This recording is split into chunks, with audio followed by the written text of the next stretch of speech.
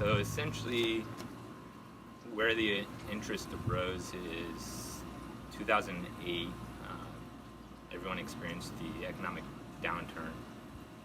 I was working for a small winery in Oklahoma, ran by a husband and wife team, and they essentially had to lay everyone off. What came of that is I sold everything and moved in to my dad's basement. Kind of what everyone wants to do when they turn 30. I took some time off, but then I started looking for jobs. I think like everyone was having a really hard time finding a job. And then you start thinking like, if I can't get a job in my field, what else am I willing to do? And what I was seeing is that there was quite a bit of jobs in Las Vegas for sommelier. And one of the job qualifications was being certified through the Guild. And the pay was decent. It was like 40 to 60 was like the starting range. And I was like, that would be a good job change. Prep for testing?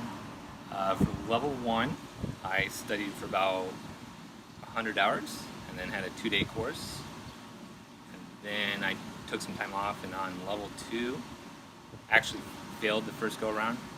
I studied probably 200 hours for that one. And then the second time I took it, I studied probably 300 to 400 hours. And thankfully passed, or else I might not have tried again.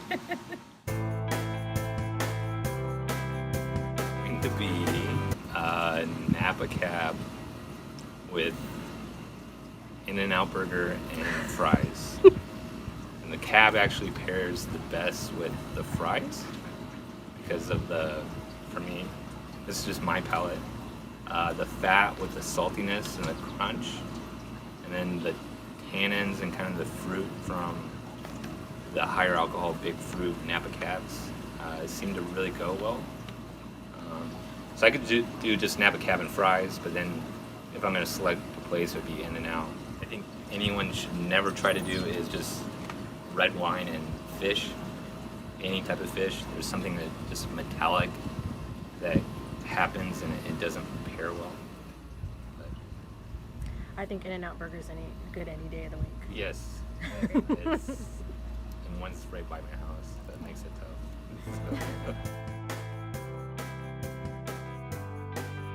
A winemaker that you admire or someone in the industry? I won't tell Ashley if you don't answer. Okay.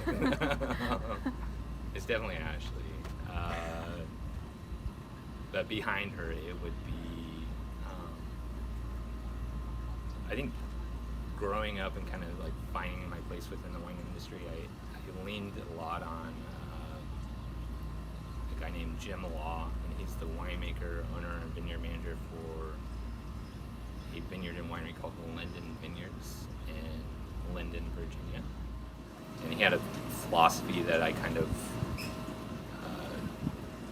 agreed with and thought was the right way to make wine, which was very natural, but maybe on that opposite spectrum of, I kind of learned stuff from Jim Law, like the natural way, and then the very opposite of that was probably the winemaking crew in Oyster Bay. They're like, you have this huge tool set, why not use everything in it to make the best possible wine? Where I kind of had been a naturalist and against that.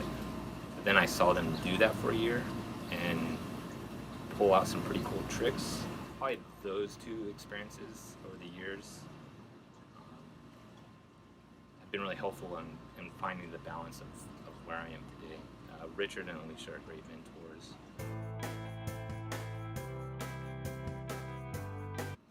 The compliance department at Delicato is amazing. It's a great answer.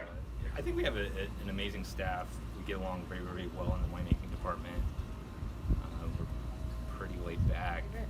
Harvest is, the way I like to refer to Harvest is, if someone said, would you like to join a pirate ship filled with as much as wine as you can drink? And you're like, yeah, that's great, let's do it. And then I think the most for me, thinking about it, is at a large winery, it's consistently challenging my intellect.